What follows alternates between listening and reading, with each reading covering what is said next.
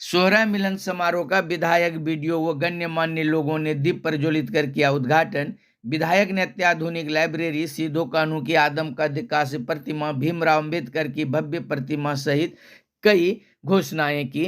आदिवासी समाज को बहरूपिये से भी किया सावधान। पुड़ियाहाट प्रखंड परिसर प्रांगण में शनिवार को सोहराय मिलन समारोह का आयोजन किया गया। कार्यक्रम का उद्घाटन मुख्य अतिथि विधायक प्रदीप यादव, बीडीओ फुलेश्वर मुर्मू, अंचलाधिकारी पुष्पक रजक, डॉक्टर अजित महात्मा एवं गण्यमान्य लोगों ने संयुक्त रूप से दीप प्रज्वलित कर किया।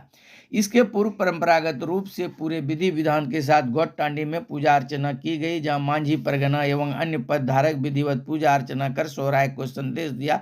तत्पश्चात नाचते गाजते ये लोग सभी सभा स्थल पर पहुंचे, जहां वक्ताओं ने सोहराय का संदेश दिया।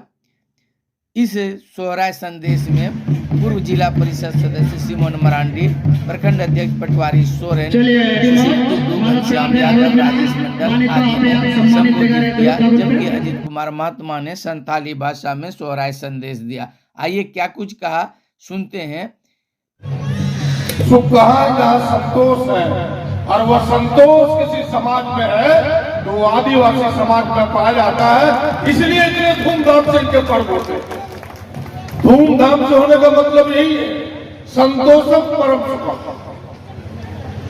यह संतोष किसी समाज को देखने को मिलता है कि भाई हमें जितना है हम उतने पर खुश हैं, तनाव से मुक्त, आधे जीवन को नाच गा करके मस्त में रहना, जितने हैं आधे खाए फिर भी गम नहीं करना, तनाव में न रहना, ये कहीं सीखना है तो समाज से सीखना होगा।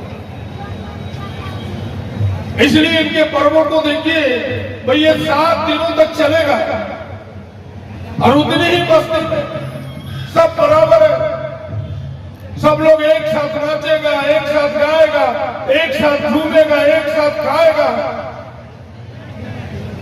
यही तो मानवता है, यही तो प्रेम है। और इसी प्रेम को बिखेरता है पूरी धरती पर यह समाज। इसीलिए कहता है कि लोग अगर इसे बचाए रखना है, इसे संरक्षण देना होगा, और जब तक इसे आप संरक्षित न करते अपने संस्कृति को, अपनी समाज की भाषा को, तब तक आप मजबूती से आगे नहीं बढ़ सकते। इसलिए इन पर्वों के माध्यम से, इन कार्यक्रमों के माध्यम से हम अपने आप को संगठित करते हुए अपने संस्कृति को, अपनी समाज के पुरानी पद्धति को याद करते हुए हम इसे आगे बढ़ते हैं, इसे याद करते हैं और फिर से उसे मजबूती प्रदान करते हैं। मैं फिर से आपकी सराहना करता हूं, और ये कोई राजनीतिक मंच है नहीं, लेकिन मैं इतना जरूर कहूंगा, यह समाज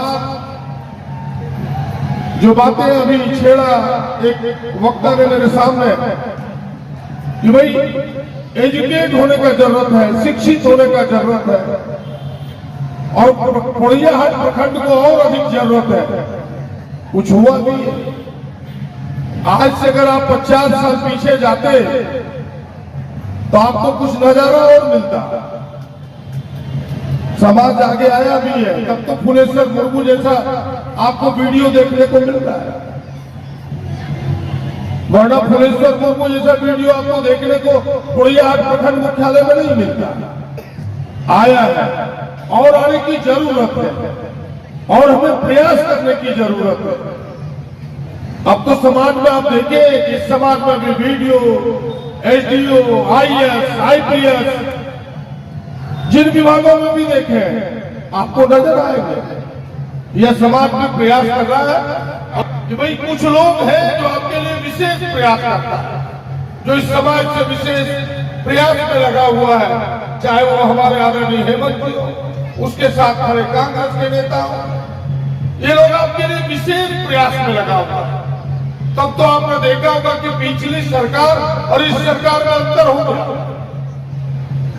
भाई बच्चे पढ़े तो कैसे पढ़े, उस विषय को लेकर के हमें लड़ना पड़ा विधानसभा में कि भाई ये आदिवासी बच्चे पढ़ेंगे तो कैसे पढ़ेंगे।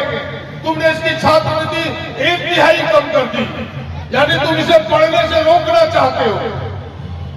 अंदर यही हुआ कि जैसे हेमंत जी की सरकार बनी, आदरणीय हेमंत जी आप सबको पता है, कांग्रेस जेएमएम गठबंधन की सरकार बनी और बिना कहे वो जो घटा हुआ छात्रवृत्ति था उसको 3 गुना बढ़ा दिया।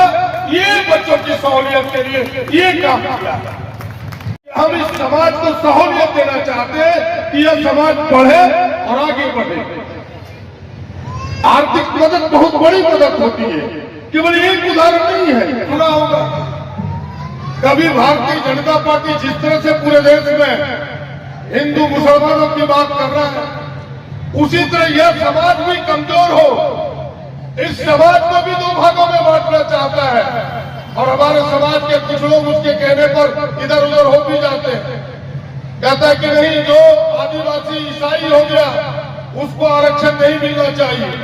हमने कहा हमें ऐतराज नहीं है, लेकिन जरा बताओ, उनसे पूछो कि जब एक है यह पूरा समाज, आज भी जितनी परीक्षाएं हुई जरा आप उलट करके देखिए, चाहे वो मेडिकल में एडमिशन की बात हो, आदिवासी की सीटें खाली रह रही, दरोगा की भर्ती की बात हो, आदिवासी की सीटें खाली रह रही, पीडीओ की भर्ती की बात हो, आदिवासी की सीटें खाली रह रही।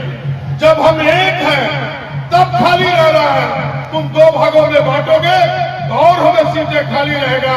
और इसके पीछे मंशा एक ही है, इसके पीछे मंशा यही है कि आपकी सीटें जो खाली रहेगी उसे किसी दूसरे लोगों को देना है, इस समाज को कमजोर करना है। क्योंकि बिना राजनीति का कोई समाज आज न तो सुरक्षित रह सकता न तो संरक्षित रह सकता है। जो 2 प्रमुख बातें आई है, एक लाइब्रेरी बननी चाहिए। मैं आपको विश्वास दिलाता हूँ, हमने अभी फुलेश्वर बाबू से बात की है और हम आपको विश्वास दिलाते हैं कि डीएमएफ में एक बड़ा फंड है इस जिले में। हम प्रयास करेंगे एक सुंदर लाइब्रेरी जो सारी सुविधाओं से युक्त हो, गोड्डा में बने। और खास करके ये जो वंचित समाज के लोग हैं, जो छूटे हुए लोग हैं, उनको सारी सुविधाएं हो उस लाइब्रेरी में। हम लोग ये प्रयास करेंगे। और एक महत्वपूर्ण घोषणा हम तब करना चाहते हैं, कई वर्षों से मांग है कि इस प्रखंड मुख्यालय में एक सिद्धो कानू का भव्य मूर्ति लगे। हम सब प्रयास करेंगे कि अगले साल के पहले ही, जब हम लोग 9 जुलाई को आदिवासी 9 अगस्त को जब आदिवासी दिवस हम सब मनाए, तो भव्य सिद्धो कानू की मूर्ति, वो भी सिद्धो कानू की मूर्ति सीमेंट का नहीं, कांसे का आदमकद का मूर्ति इस प्रखंड मुख्यालय में हम सब स्थापित करें। ये सब हम सब प्रयास करेंगे। और दूसरी घोषणा, यहाँ एक हम चिल्ड्रन पार्क बना रहे हैं, वहाँ भी बाबा भीमराव अम्बेडकर की एक भव्य मूर्ति लगा करके उस चिल्ड्रन पार्क का नाम doctor Bhimrao Ambedkar children park रखेंगे। इन 2 अम्बेडकर द्वार रहेगा और वहां भी भव्य मूर्ति लगेगी। इन्हीं 2 घोषणाओं के साथ आइए, मेरे जैसा व्यक्ति कोई समाज का ऋणी है। मैं तो कहता हूं, लोग पूछते हैं कि भाई 5 बार से आप एमएलए कैसे हैं। हमने कहा 5 बार से एमएलए इसलिए है कि हमें आदिवासी समाज सर पर बिठा के रखता है, उसी समाज का आशीर्वाद है।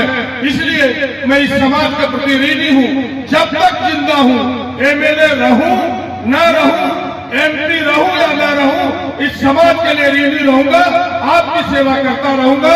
इन्हीं चंद बातों के साथ नमस्कार, जोहार।